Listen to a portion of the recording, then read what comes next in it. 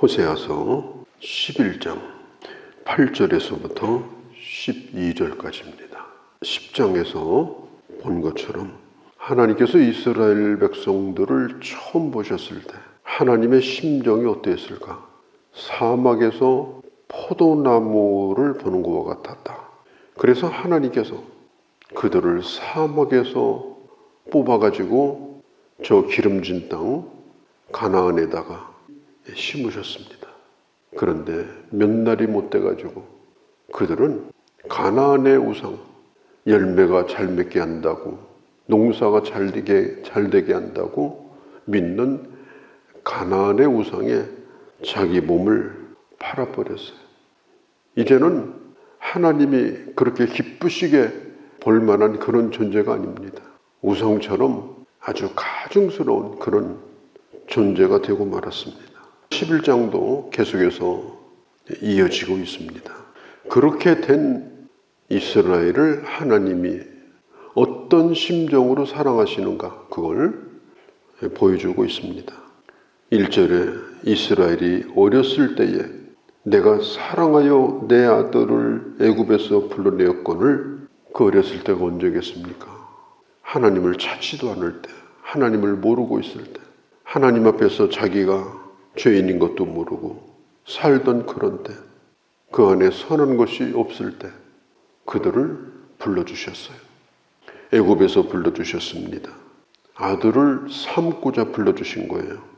내 아들을 애굽에서 불러내셨거늘, 성경 원문에 보면 아들로 불러내었다. 아들이 아니었는데 아들을 삼으려고 불러내었다, 그런 뜻입니다. 그렇게 해서 하나님과 우리와의 관계가, 부자 관계가 된 것입니다. 아버지와 아들은 참 가깝습니다. 일단 닮았습니다. 예전에는 아버지의 기침 소리만 들어도 지금 아버지 마음이 어떨까, 그것까지 알 정도로 가깝습니다. 동네 사람들도 그 아이가 걸어가는 것만 봐도 자, 저거 누구 아들이다, 그렇게 할 정도로 아버지를 닮고 가까워요. 아버지가 가지고 있는, 아무한테도 안 가르쳐주는 비밀을 전수해주고 아버지의 것을 물려주는 거, 그게 아버지와 아들 관계예요. 아들도 아니었어요. 노예였습니다. 그런데 하나님께서 그들을 불러서 아들로 삼으셨다. 하나님이 불렀으면 하나님의 꿈이 있을 거 아니에요. 그게 뭐겠어요? 잡부로 부른 게 아니잖아요. 일 시켜 먹으려고 품꿈으로 부른 것이 아니잖아요. 아들로 부르신 겁니다. 자기를 닮은 사람을 이 세상에 만들어서 하나님이 어떤 분인가를 드러내시려고, 하나님을 이 세상에 보여주는 자로 그렇게 삼으려고 불러주신 거예요.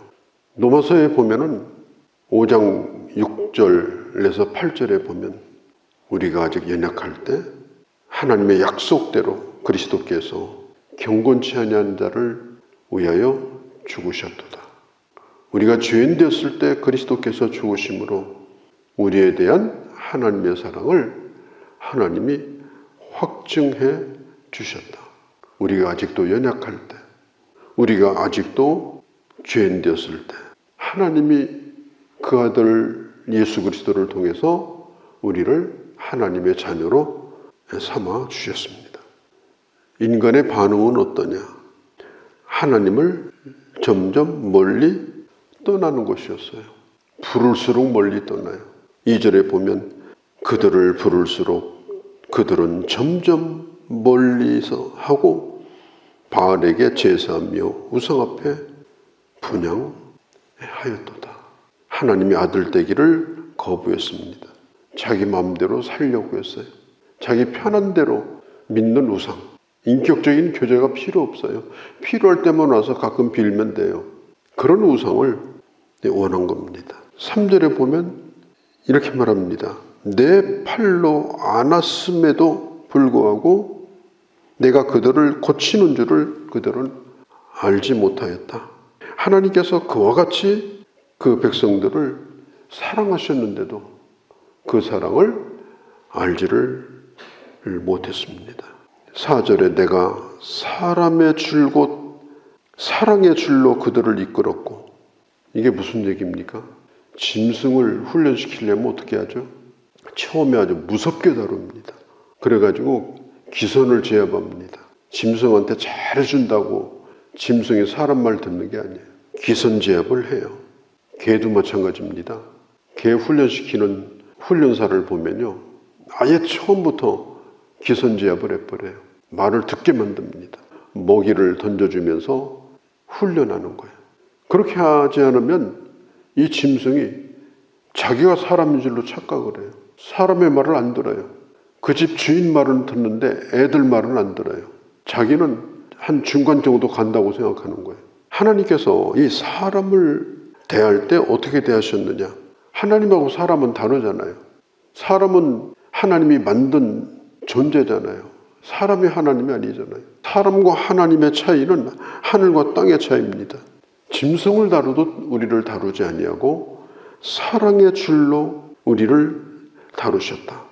호세아 당시에 어린 아이들을 걸음마를 시킬 때 그 아이가 넘어지면 안 되니까 그 아이를 끈으로 묶어서 넘어지지 않도록 그렇게 이끌어주면서 걸음마를 시켰다고 그래요. 그게 하나님의 방법입니다. 끈으로 묶지만 그 끈은 사랑의 줄이고 그들에게 은혜를 베푸셔서 이끌어주시는 거예요. 그 다음에 보면은 저희 앞에 먹을 것을 주셨다. 먹을 것을 떠먹여 주셔서 새 힘을 얻게 하고 계속해서 일으켜 주게 됩니다. 지금 이스라엘 백성들의 상태가 어떤 상태냐?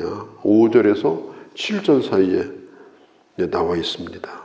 지금 이스라엘은 아수르에게 패망해서 이것은 하나님의 심판입니다. 그런데 7절로 넘어가면 이렇게 말해요. 내 백성이 이스라엘을 하나님의 백성이라고 생각하는데 이스라엘은 끝끝내 하나님 앞에 돌아오지 않습니다. 그래도 포기하지 아니하고 내 백성이라고 불러주십니다. 하나님의 마음이 어떤 마음이겠습니까? 내 자식이 그렇다고 생각해 보세요. 그래도 너는 내 아들이다. 그러면 잡아먹는 줄 알고 막 뒤도 안 돌아보고 도망가는 거예요. 그러면 그 아버지 마음이 어떻겠어요? 지금 이스라엘과 하나님과의 관계가 그런 관계가 된 거예요. 그렇게 하나님을 싫어라 하고 도망치는 거예요. 하나님의 마음이 얼마나 복잡하겠습니까? 그 하나님의 심정을 말한 것이 내 마음이 속에서 돌이킨다 하는 걸로 봐서는 끝장내야 돼요. 소망이 없어요. 차라리 짐승을 갖다가 길들여서 기르지 저런 인간을 어떻게 내 백성이라고 합니까? 하나님의 마음이 깊은 고민이 있습니다.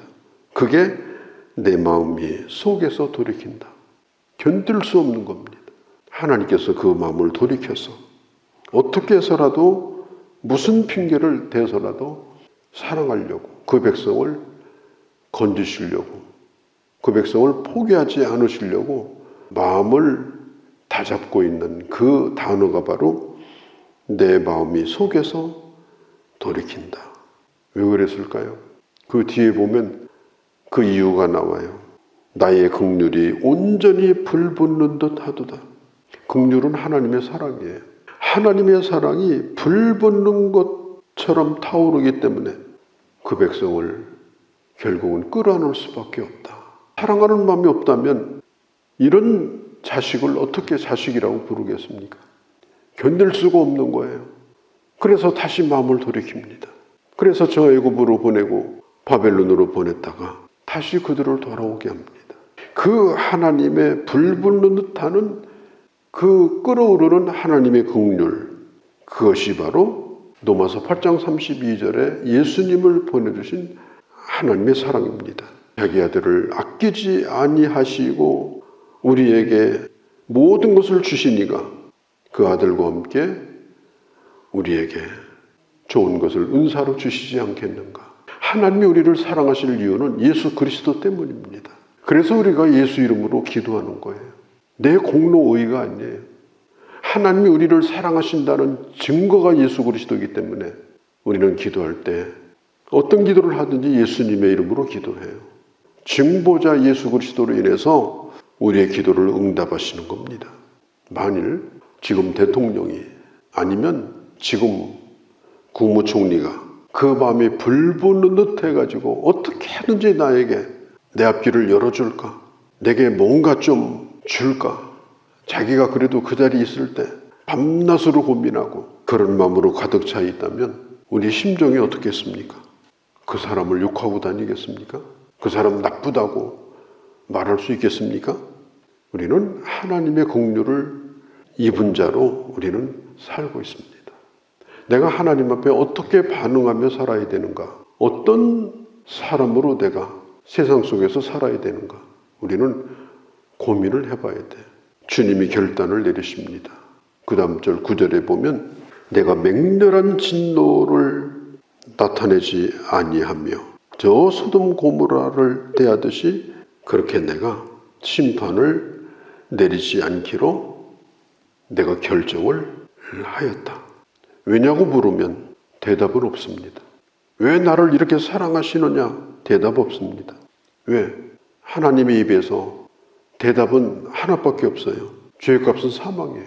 죄값은 받아야 되는 거예요. 그래서 하나님이 입을 다무는 겁니다. 그리고 그 마음이 불붙는 하나님의 긍휼로 우리를 사랑하는 것. 그게 호세아서의 내용이고 그게 성경 전체의 내용입니다. 10절에 주께서 사자처럼 큰 소리를 내신다고 했습니다. 그들은 사자처럼 소리를 내시는 여호와를 따를 것이라. 하나님이 큰 소리를 내시. 내가 너를 사랑한다. 내가 너를 긍휼히 여긴다. 그게 바로 복음이에요. 우리는 그 하나님의 큰 소리에 감동을 받아서 우리는 예수를 믿는 사람들입니다. 다시금 주님 앞에 늘 돌아올 수밖에 없는 그런 연약함을 가지고 사는 사람들이에요. 우리 호세아서 6장에서도 우리가 보았죠. 1절 2절에 여호와께로 돌아가자. 그가 우리를 찢으셨으나 도로 낫게 하실 것이다. 그가 우리를 치셨으나 우리를 싸매 주실 것이다. 나를 이틀 후에 살리시고 3일 후에 하나님 앞에서 살 수 있도록 은혜를 베풀어 주실 것이다. 그 이유가 뭐겠습니까? 이유는 없어요. 이유가 있다면 심판할 이유밖에 없는 거예요. 이유가 있다면 죽일 이유밖에 없는 거예요. 그런데 주님은 자기 아들을 버리시는 엄청난 대가를 치르시고 하나님의 자녀로 삼아주셨고 오늘 10절에 있는 것처럼 내가 너를 사랑한다. 큰 소리로 우리를 부르셨습니다. 그게 복음이고 우리도 큰 소리로 이 복음을 전하기를 원하시는 거예요. 이 주님의 사랑을 깊이 생각하고 하나님의 사랑을 받은 자로 이 세상을 살아가는 그런 귀한 주의 자녀들이 되어주시기를 바랍니다. 거룩하신 우리 아버지, 오늘도 주의 말씀을 들었습니다. 호세아 가운데서 가장 귀한 말씀, 하나님의 마음이 어떠했는가 하는 것을 우리에게 보여주신 이 말씀, 내 마음이 속에서 다시 돌이키니 이 하나님의 고민과 하나님의 갈등과 이 하나님의 아픔과 이 하나님의 긍휼이 속에서 불붙는 듯하여 그리고 다시 품으시고 자녀의 자격도 없는 우리를 아들로 삼아주신 주님, 오늘도 예수 그리스도 안에서 우리가 기도할 수 있게 하시고 주님을 내 아버지라고 부르게 하신 주님 감사를 돌립니다. 주님이 나를 큰 소리로 부르신 것처럼 이 복음을 큰 소리로 외치며 주의 사랑을 전하며 사는 그러한 저희가 되게 하여 주시옵소서.